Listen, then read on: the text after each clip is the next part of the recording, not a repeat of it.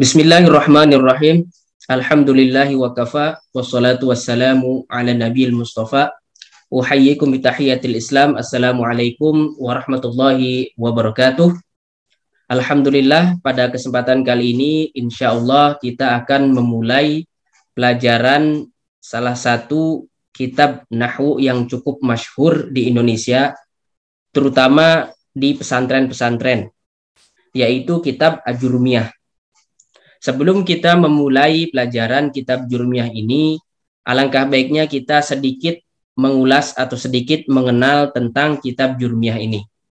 Kitab Jurumiyah ditulis oleh salah satu ulama yang berasal dari Maroko atau Maghrib, salah satu negara Arab yang terletak di benua Afrika. Beliau adalah Abu Abdullah Muhammad bin Daud As-Sonhaji.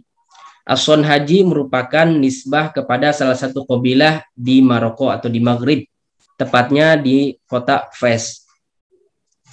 Kemudian beliau lebih dikenal disebut dengan Ibnu Ajurumi, ya, karena kitab Jurumiyah ini sangat-sangat fenomenal saat itu bahkan sampai saat ini, terutama di pesantren-pesantren di Indonesia. Nah, oleh karena itu mari kita mengenal sekilas tentang kitab Jurumiyah ini, kenapa bisa sebegitu terkenalnya di kalangan pesantren, terutama di Indonesia. Tadi sudah disebutkan mengenai pengarang kitab ini, kemudian tambahannya adalah beliau atau Ibnu Ajurumi lahir di kota Fes, di salah satu kota di negara Maroko saat ini, tahun 672, kemudian wafat pada tahun 723 Hijriah.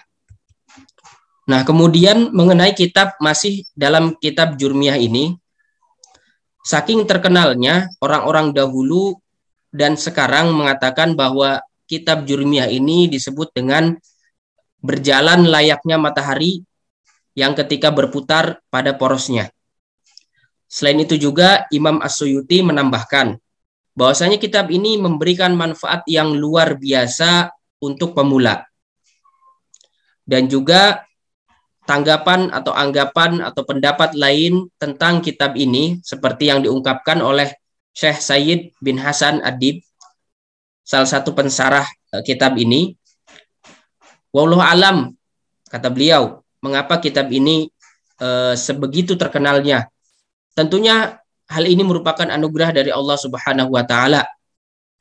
Kemudian banyaknya pensyarah kitab ini, diantaranya disebabkan bahwasanya kitab ini dikemas dengan redaksi yang mudah dipahami, namun membutuhkan penjelasan atau syarah supaya bisa dipahami dengan benar.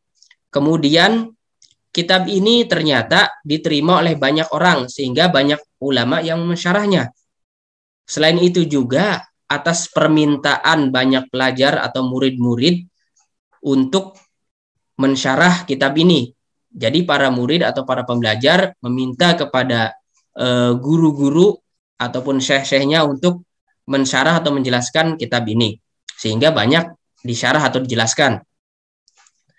Selanjutnya kebutuhan akan syarah, karena terdapat ungkapan-ungkapan ataupun ibarat-ibarat yang tentunya sangat perlu untuk disyarah. Nah, selanjutnya yang terakhir, sudah menjadi kebiasaan atau tradisi di kalangan ulama bahwasanya ketika ada suatu karya berupa matan atau nazoman, itu biasanya disyarah atau dijelaskan atau ditahlil oleh ulama-ulama lainnya.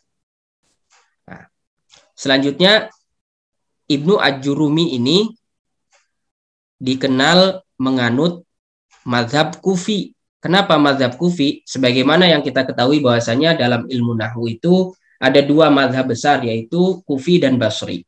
Nah, Ibnu Ajurumi ini atau penulis kitab Jurumiyah ini dikenal menganut mazhab Kufi. Kenapa demikian? Karena salah satunya di kitab beliau atau di matan yang beliau tulis, yaitu kitab Jurumiyah, beliau menggunakan istilah al-khafdu.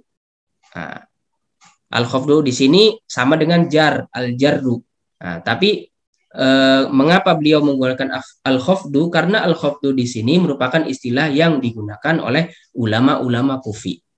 Nah, itu mungkin barangkali sekilas tentang pengenalan mengenai kitab Jurmiyah ini.